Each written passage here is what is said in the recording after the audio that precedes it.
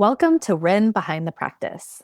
I'm Sophie Campisi. I'm a holistic business strategist, and I spend a lot of my time in conversation with practitioners, coaches, and healers about the behind the scenes of their businesses. What I started noticing is that some of the most honest, important conversations about building a practice were happening quietly, one-on-one, behind the scenes, and in isolation. And there's still so much internalized guilt and shame when the business side of things isn't working the way that we hoped, even when the work itself is powerful. This podcast series exists to bring those conversations forward, the dreams, the uncertainty, the highs and the lows, the recalibrations, and the messy middle. My hope is that by normalizing these conversations, we can soften the stigma, feel less alone, and start closing the gaps together. Today's guest is Cindi Frechette. Cindi teaches high-achieving women that they're not broken. Through her unknown method, she helps them build emotional capacity so they stop overthinking and make aligned decisions in business and in life. Cindi, it's so great to have you here. Thank you for coming to have this conversation with me today. Thank you for having me. It's great to be here. Before we look behind the scenes, can you share with us a little bit about the work that you do? So my professional background is in social work and therapy. And for the past 17 years, I've been in the therapy field with a private practice. And it's really in the last 3-ish years that I've transitioned into mindset coaching. And I got there because there really seemed to be a space where the two overlap. And what I was seeing in my clients was women who were feeling stuck in their decision making, feeling pulled in multiple directions. They were having to carry the mental load of both home and work and feeling guilty no matter what space they were in. And through my background in therapy and coaching, was able to create the unknown method, which is a 3-part framework where we unravel the thought patterns that are keeping you stuck. We rebuild your emotional capacity so that you can lead from alignment and not pressure, and ultimately reclaiming our time and energy without guilt. So interesting. So can you tell me a little bit about the behind the scenes? So with this coaching, are you coming out of the therapy model? Is it a separate business model? Can you Yes. tell me a little bit about that? Yes. So in the therapy world, in the therapy model, you are driven by insurance companies telling you what your client will benefit from the most rather than being able to really have client-centered work. And the payment model is very time for money. And in the coaching industry, I have the ability to really personalize the work, do what's right for the client, and focus on the value that I'm adding to people rather than the time versus money. Like, yes, there's a cost to work within the coaching container, but it's much more flexible. And so how I've been running it is offering the container in a 3-month package where I meet with people for about an hour, give or take. Again, not we don't have those constraints. And I do that bi-weekly, and those off weeks are integration weeks where they get to practice in real time what we've talked about and have messaging access to me on those integration weeks for support. I just learned this recently. Do you also have to diagnose when you're for insurance purposes, when you're in the therapy container? Is that part of it also? Yeah, so Yeah. in the therapy space, if you are using insurance, you do have to put in a billing code, which is some type of mental health diagnosis. Yeah. Yeah. So the therapy model is it's limiting, right? Is that Yes, like it's just like it's super limiting and it's keeps you from being able to support in the way that you want to support. absolutely. And don't get me wrong, therapy has a time and a place, Yeah. and it can be used for many great things. But a lot of people don't need that level of mental health diagnoses and support. And I feel like coaching offers people the space to really grow and think of their future and really move forward rather than staying stuck in the past. Absolutely. When I was getting trained as a life coach, that was one of the fundamental things that I learned of like what makes therapy or traditional psychotherapy different from coaching. there's many things, but one of them is the focus on the past versus the focus on the future. And I learned early Absolutely. on that if people are in a really hard time, focusing too much on the past can actually be very detrimental to progress. And you really need to be able to have a construct or framework for helping them take action forward and getting out and through. And I think that we can see that happening collectively too, right? Like we need to be able to push on, get through and out. Yeah. I have one more question actually about this. Sure. So, are you going all in on the coaching business? Have you already done that? Are you doing a little bit of both, or are you trying to shift? It's an and. So Yeah. I am all in on my coaching business. That is 100% where I am focusing my growth. I still have some therapy clients, and just out of ethics and the longevity with them, I will continue to do my work with those clients, but I am not currently taking on new therapy clients. When you look ahead to the next 6 to 12 months, what goals do you have for your coaching work? I would love to see my coaching work in front of more people because I know how powerful this framework can be. And it was truly built out of my own transformation and difficult time. It was not just built in a textbook. And so my passion to have this reach as many people as possible is the motivating factor and the drive for me. And how what I envision that looking like, there's some social media presence. I feel very passionately about being a contributor in the social media space and having less garbage and trash on there and really promoting mental health rather than detracting from it. I would love to see my one-on-one clients increase. And in addition to that, I've been really enjoying speaking engagements and workshops. And for me, it's really thinking about there's one of me. How do I get my work in front of massive groups of people? And those are the three ways that I've really identified is the social media, the one-on-one clients, and workshops. What do you think action steps wise, specifics it's going to take for you to get there? So a lot of it is consistency and having systems, business systems that work well and work for me, not against me. It's being out and networking and talking to people. And I've really set my calendar up to have certain days that I do certain things so that I'm not ping ponging back and forth in tasks. So when I'm in social media creation space, I am batching a bunch of content. So I stay in that creative zone. And then when I'm working with clients, that's my focus. And I think continuing to have those structures and those systems allows me the time and the space to grow. How are you choosing what to put out when it comes to content? That's a great question. I've actually gone back and forth with this a lot. A lot of times I'm using what's coming up with the work in my clients. And when I'm seeing patterns and themes, really trying to create content around that because I know my small container of people and world is just a small representation of the larger space. And if the people in my world are experiencing trouble with decision making, with thought patterns, somebody else out there is too.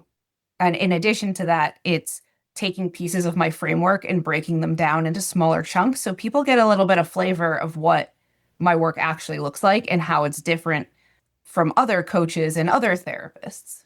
Did you have an existing following, like an existing social following when you were just focused on the therapy? Or are you coming out now with the coaching practice, the coaching work, and kind of fresh slate starting to build a following?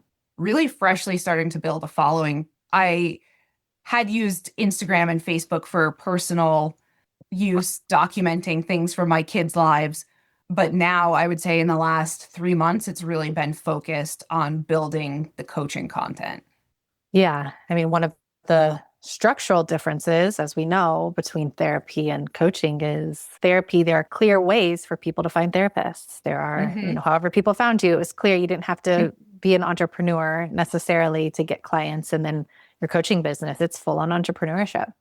Absolutely. And that's been a huge shift for me mentally because you're right, I did not have to do marketing for myself as a therapist. There's so many websites that people can go on to find a therapist. You call your insurance company up, you find a therapist. So for me, having to do my own sales and marketing is a whole new ball game. I understand why sales and marketing is its own profession. Absolutely. I've actually connected recently with a few former therapists crossing over, and I've had these conversations with a few people recently of like, yeah, wow, it's a whole different ball game. Getting clients, building a practice is skills that when anchored in the therapy system, you don't really need. You aren't practicing. Yeah, so interesting. When it comes to these goals that you have, so getting the clients and getting the social media stuff flowing, getting your work out there, what feels hardest about putting those things into motion, or what feels heavier than it should? Having the thought that there's a right way to build this, and there's so much great information and so much noise on how one should build a coaching business, how one should build on social media. Like, should you have a low ticket item, a high ticket item? What kind of content are you putting out there? Are you pleasing the algorithms? And I think the hardest thing for me recently has been, how am I building this that's in alignment with myself? How am I using my own work to support growing my business rather than following the supposed shoulds? Totally. Yeah, this is something that comes up a lot with me and people who have been on this podcast. This comes up over and over again. The overwhelm of try this tactic, do this, try this. What about this? Yeah, it's a problem. It's hard. It's hard. There's not a clear way. And it's part of why these conversations, I want to have them and get this stuff out more. There's not a clear path like there is with Mm-mm. therapy. You become a therapist, you get your degrees, you pass your tests, and there's clear path to air quote success, to having a full practice. Maybe you go Yeah. into private practice, or maybe you go into an institution. Maybe there's a few different paths you can take, but they're clear and it's simple, and you still have to do the work, but it's a very clear path. For us, growing these practices, these holistic practices in the space of entrepreneurship and startup world, and not in clear Mm-hmm. paths like therapy, it is a whole different ballgame. And there's so much really bad advice out there. Some good. I think everyone's really well-meaning, but there is not clear direction and clear path, and it can be so overwhelming. It really can. And that's, to be totally honest, that's really where I found myself probably in the last 8 weeks or so. Was I'm like, how are you building this? Because right now you're thinking nothing all at the same time. And I really had to sit down and have that kind of honest conversation with myself of like, how do you want to do this? And where do you want to put your time and energy?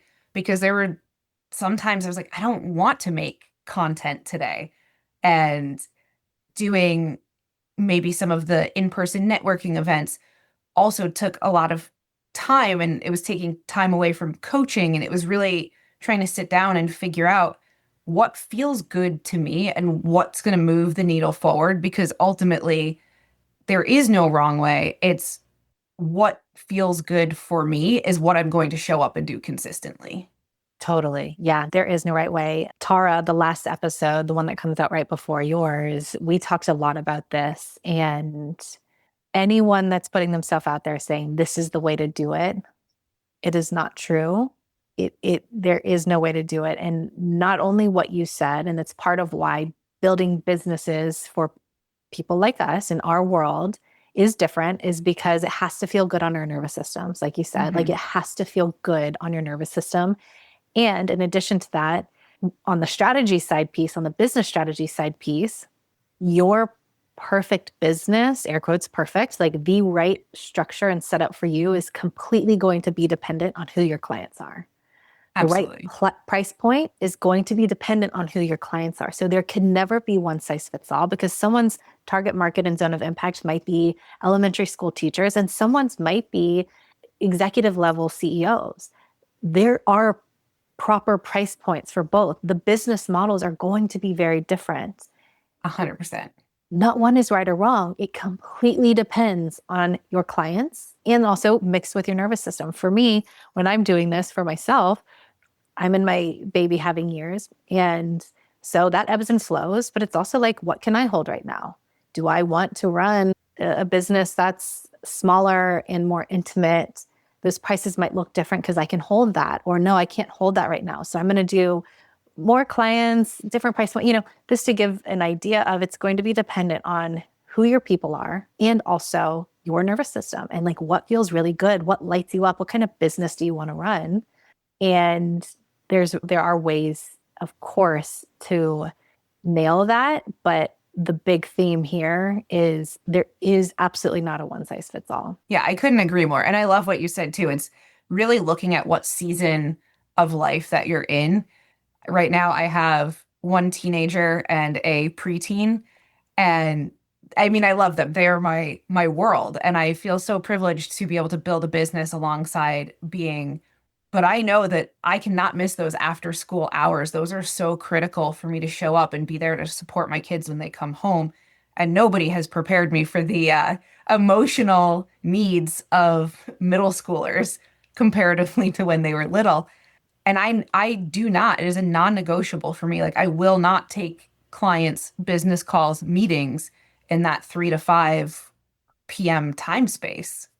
Yeah, it matters. And I think this is part of what adds to maybe the confusion and the overwhelm for people like you and people like me and people listening to this. And what you just said is we are going to draw hard lines on like, this is a hard no. We're not just going to do something because someone tells us, well, you have to work at this time or this is how it has to look. But the flip of that is we lose that structure, the simplicity of this Hmm. is how to do it to be successful. So we're Yeah, coming out of that for our own well-being, but then it puts us even deeper into that no man's land territory of, okay, well, like, then what is it? Then right. how do I still find the way to have the structure that I need, the business structure to get my practice sustainable and successful when I'm coming out of the lines? I'm coming out of every area where in the past we were told to be successful, you need to do it this way. We're saying, well, I'm not sure about that. That doesn't feel right. But we're sitting in Hmm. this nexus. And this was where I was, especially when I had my first son 3 years ago, where it's like, if both of these things are meant for me, specifically at this time for me, it was becoming a mom, Yep. starting my family, and also being an entrepreneur and running my business and putting my work out into the world. If both of these things are meant for me, they're not competing. They both can exist. They're not taking from each other. So I had to really come out of the old structures and the old ways of doing to really be like, what feels right for me? What feels good for me? And it's not just having kids, it's everything, right? Right. We're wellness practitioners. So like we are doing what makes us well, what makes us feel good. For some people it's travel, for some people it's time off, some people need slow mornings, Yeah. whatever that version is for us. So we're coming out of those structures of what we're told to do, but we still need to find ways to get it sustainable. It can't be too much no man's land, or else we can't find sustainable success. Absolutely. Is there anything else that feels hard about getting to that point? I think sometimes it's no showing up and knowing that like you're a one-man band, right? Like I am doing everything and I am the coach, I am the sales and marketing team, I'm the graphic designer, I'm the admin. And sometimes that in and of itself can feel paralyzing. It's like, okay, well, which task really needs to happen first? And so I know that's something I've really had some challenges with in building the business and really going in the direction that I want to go is like, how do I get it all done in a day? And to be honest, the answer is I don't. Yeah, it is. It's such a, this is some of the realities and the hard parts of solopreneurship. We cannot do it all. And then beyond that, what you said is, how do we know what's going to move the needle? I relate to what you're saying, and it was there for so many years. I'll do the work. You'll do the work. That's not the Absolutely. problem. It's what I can't do all the things, but what should I focus on? What's going to move the needle? What should I invest my time or my energy or my money into that's actually Hmm. going to be meaningful and isn't going to be kind of a waste of time? Because when it comes down to it, similar like becoming a mom, it's like you can't do it all. So what's going to get the cut? And when Yeah. you're in something like parenthood or motherhood, that's a little bit more obvious. It's like food, safety, there are things that's so clear. Yeah. In our business, it's not so clear. No, it really isn't. And it's hard. It's hard. Yeah. Absolutely. Anything else you want to add about that? No, I think that's really I think those truly are my two biggest challenges right now in growing my coaching business and switching from the therapy model, really having to switch my brain over, learn new skills while trying to bring in income and knowing, like you said, where am I investing time and resources? I know just recently, and I might be a little bit late to this party, but I'm in the process of switching everything over into Go High Level. And I've been, super impressed with everything it can do. And I can see how it's going to save me so much time and energy and make everything run efficiently. But I was not prepared for how much time and energy I had to put into it to get it to be up and going. And I felt like I lost a little bit of that income producing activity during that time. And it's trying to figure out, it's like, well, was that sacrifice worth it? I mean, I'm going to say yes, just because of how smooth the systems now can run. But I didn't know that at the time. Totally. I personally haven't used Go High Level, but I've heard people. And yeah, I mean, there's an episode I did with a woman named Tam Dillon. And I talked about it in my most recent patterns episode about this exact thing. We're adding bells and whistles, but we don't always know what's going to move the needle. But also, it takes something. It's not just, oh, we're going to try LinkedIn or we're going to try Go High Level and let me just try it for a day. It's like, if we haven't used it before, it takes time and Mhm. energy and money to invest in it and get to know it and start using it. And we don't know, is it going to move the needle? Yeah. Is it actually going to move the needle in the long run? And then time will tell. But yeah, it's so hard. It's so hard. What has it been like for you, the experience of probably coming from a very steady client flow to this, where most of the people, my own experience, I was starting fresh when I started my holistic practice 10, 15 years ago. Most of the people I work with are in that same thing. So they've never had like a great client flow. So they don't really know the difference. But I have been talking more recently to more therapists turning coaches who are coming Hmm. out into entrepreneurship who have a little bit of a different take because they did have steady clients and they did have consistent income, even if it wasn't Hmm. ideal.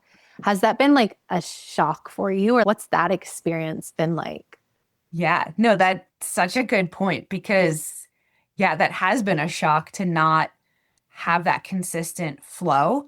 And I think the biggest piece of it for me that has been surprising is the thoughts that are coming up and really being like, no, I'm not failing at my coaching business.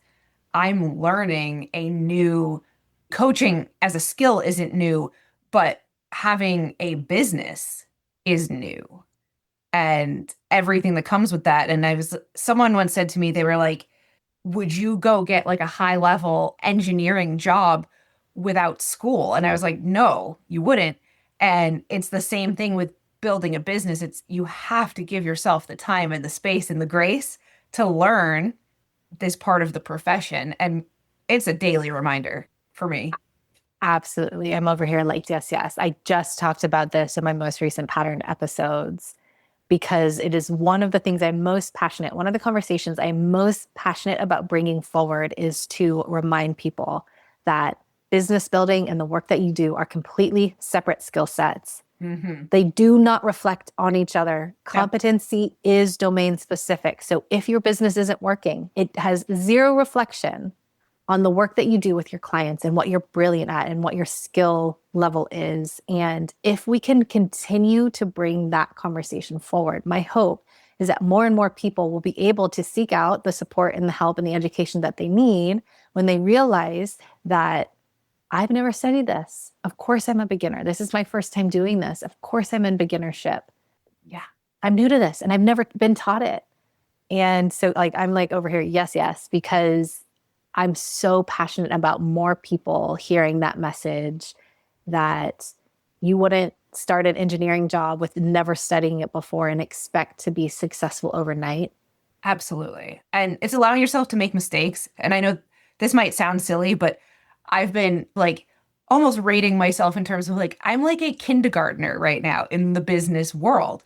And so, can my expectations for myself match kind of like grade level to my business level. And you would not expect a kindergartner to write a 5-page essay. So yeah, I'm going to make some spelling mistakes along the way, and it's okay. And it's part of the journey and part of the process. Absolutely. So well said. I love your metaphors. And yeah, and this is something that I hope we can all continue to talk about and separate those so that we can decrease some of the internalized guilt and shame around the business side not working. If you've never studied business, then of course it's not going to work. And there's a lot of people, even who are business coaches, who actually haven't studied it. And hopefully we can raise the bar, but also realize like, yeah, this is just like engineering.